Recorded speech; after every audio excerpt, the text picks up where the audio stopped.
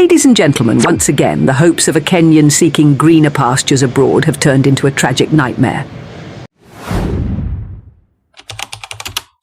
And today, the name in question is James Kariuki, a young man whose dreams took him to the United Arab Emirates, but instead landed him behind bars and caught up in a web of fraud, injustice and betrayal.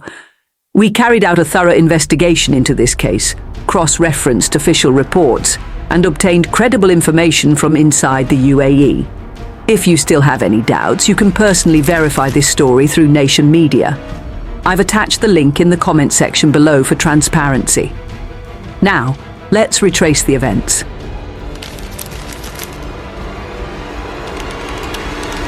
It all began on July 10th, 2019. James Kariuki left Kenya for Dubai through an employment agency, excited to start his new job as a security guard.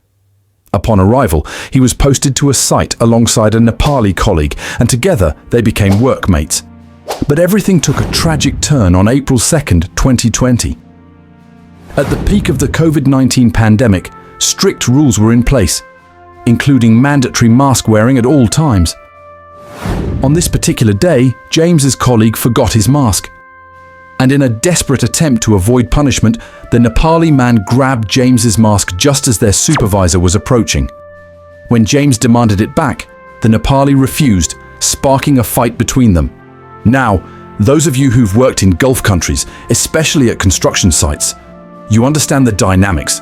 Africans are rarely given a fair hearing.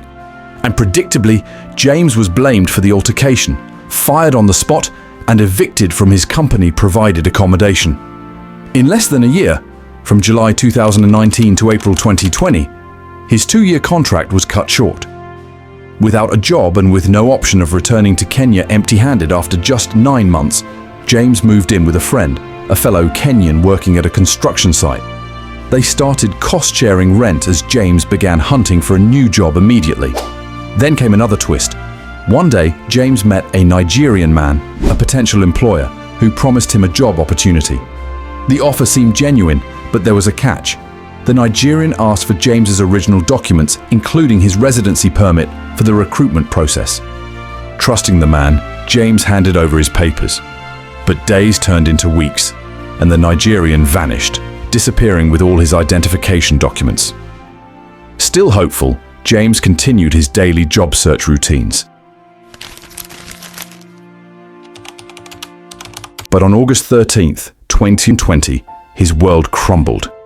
He was arrested alongside a Ugandan national by UAE authorities, accused of involvement in an electronic fraud scheme equivalent to 41.6 million Kenya shillings. The shocking part, a person using James's stolen identity had already received a share of 325,000 dirhams, about 11.4 million Kenya shillings. James was detained on August 13th, 2020, and by September 15th, he was convicted of what they called seizure by using information technology, sentenced to 1 year at Sharjah Correctional and Penal Institution, and lined up for deportation after completing his term. Now, here's where this case turns from tragic to downright bizarre. While James was still inside prison, locked up and serving his sentence, he was linked to yet another crime. This time, it was a massive 2 million dirham, 70 million Kenya shillings fraud pulled off against 2 UAE companies, Arab Rock Engineering Ltd and Oceanic Wave International. Let me break this down for you. The fraudster created a fake email address, cleverly resembling that of Arab Rock Engineering Ltd. The original company's email was Omansa1FA. The fraudster's email, Onansa1et, a tiny, almost unnoticeable alteration. Through this fake email, the imposter instructed Oceanic Wave to transfer 2 million dirhams to a bank account supposedly belonging to Arab Rock Engineering. Oceanic Wave, believing the email was legitimate, sent the money in 2 installments between January and February 2021. But guess what? At that time, James was still in prison.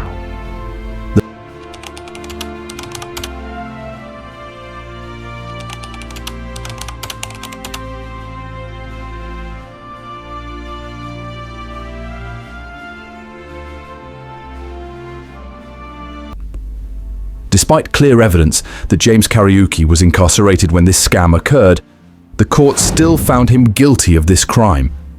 He was ordered to pay a fine of 2 million dirhams, with an additional interest rate of 9% per year. His lawyer strongly argued that the fraud was perpetrated by an imposter using James's stolen identity and documents, and that at the time of the crime, his client was locked away with no access to communication or any digital tools. Now, my dear viewers, what kind of justice is this? A man locked behind bars being convicted for a crime he physically couldn't have committed. What logic, what law, what reasoning was used here? According to court records, Mr. James Kariuki was a prisoner at Sharjah Correctional and Penal Institution at the exact time the fraud incident took place.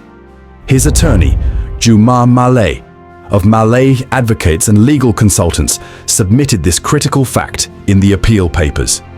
Since his initial conviction in September 2020, James Kariuki has remained behind bars, tirelessly trying to clear his name. His inability to raise the 2 million dirham fine only added to his burden.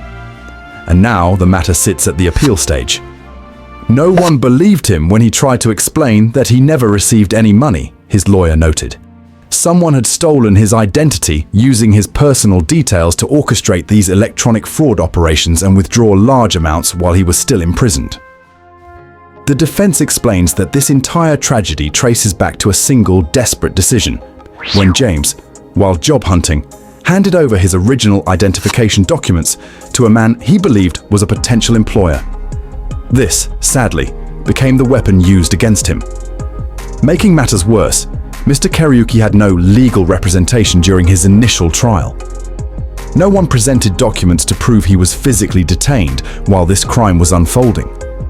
In a 16-page appeal, his attorney detailed the clear impossibility of James's involvement, stating, "The fraud occurred in January and February 2021, months after the appellant had already been imprisoned on August 13, 2020, to serve a sentence ending December 8, 2021. There's no way he could have obtained, received, or withdrawn any sums during that period."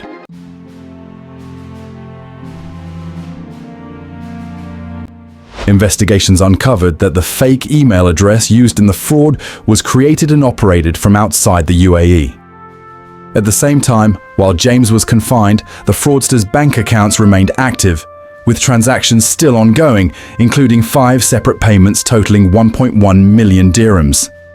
Checks were being cashed in broad daylight by a system blind to the fact that the man whose name was on the documents was locked up in a prison cell. James was no stranger to UAE.